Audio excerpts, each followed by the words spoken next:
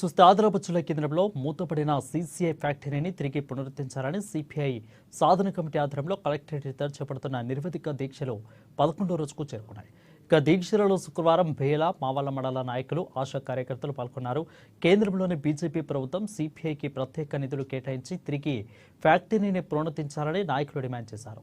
ఉద్యమాలు పోరాటాల ద్వారానే ఏదైనా సాధించవచ్చని గతంలో ఇది పలుమార్లు రుజువైందని అన్నారు. ఫ్యాక్టరీ తిరిగి తెరిపించే వరకు కూడా సిపిఐ సాధన కమిటీ ఆధ్వర్యంలో దీక్షలు కొనసాగుతాయని తెలిపారు. తెరిపించండి అని కోరడం తప్పేం కాదు. సీసీఐని తెరిపించకుంటే సీసీఐ తెరిపించేంత వరకు మా పోరాటం కొనసాగిస్తూ సీసీఐని మాత్రం మేము సాధించేంత వరకు ఒకే కమిటీలో ఉండి పోరాడతామని తెలియజేస్తూ ముగిస్తున్నాను.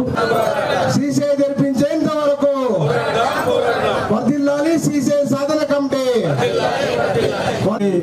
తుక్కు కింద అమ్మడానికి చర్యలు తీసుకున్న కేంద్ర ప్రభుత్వం వైఖరికి నిరసనగా ఈరోజు సీసీఐ సాధన కమిటీ మరియు అఖిలపక్ష ఆధ్వర్యంలో ఆదిలాబాద్ జిల్లా కేంద్రంలో నిర్వహిస్తున్న రిలే నిరాహార దీక్షలో ఈరోజు 17వ రోజు ఈరోజు దీక్షలు కూర్చున్న నాయకులకు మరియు సోదరిమల్ల ఆశా కార్యకర్తలకు మరియు మా బేలా మండల మరియు మావల మండల టీఆర్ఎస్ పార్టీ నాయకులకు మరియు అఖిలపక్ష నాయకులందరికీ ధన్యవాదాలు తెలుపుతూ, మనకు ఆదిలాబాద్ గడ్డ ఉద్యమాల పురిటి గడ్డ.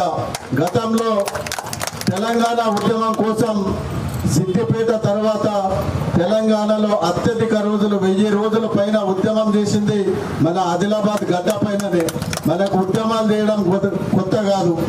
గతంలో బేలా మండలంలో కూడా జాతీయ రహదారిని శంషాబాద్ గుండా తీసుకెళ్తా ఉంటే బేలా రైతుల ఆధ్వర్యంలో ధర్నా వేసి రిలే దీక్షలు 50 రోజుల పైన వేసి ఆ జాతీయ రహదారిని శంషాబాద్ గుండా రద్దు చేయించి బేలా గుండా జాతీయ రహదారిని తీసుకెళ్లడం ఈ రిలే దీక్షల వల్లనే సాధ్యమైంది. కాబట్టి ఖచ్చితంగా ప్రజాస్వామ్యంలో ప్రజలు పాలకులు ప్రభుత్వానికి వ్యతిరేకంగా ప్రజలకున్న ఏకైక మార్గం రిలే దీక్షలు ఒకటే. కాబట్టి ఈ దీక్షల ద్వారానే తమ ఉద్యమాల ద్వారానే తమ కోరికలు సాధించుకోవాలన్న ఉద్దేశంతో ఇక్కడ దీక్షలు ఏర్పాటు చేసుకున్న నాయకులందరికీ ఆదిలాబాద్ సీసీఐ ఫ్యాక్టరీ తరఫున ధన్యవాదాలు తెలుపుతూ